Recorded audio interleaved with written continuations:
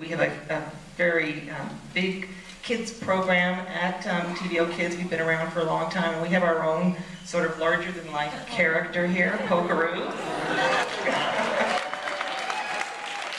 And we'd like to give this to you as a little souvenir.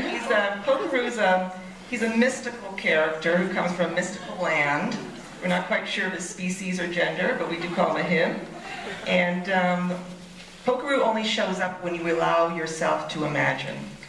So we thought we'd be a good...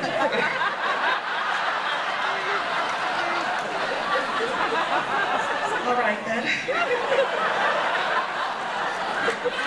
But maybe in time you're okay with that. Hey, Oscar? Okay, yeah. All right.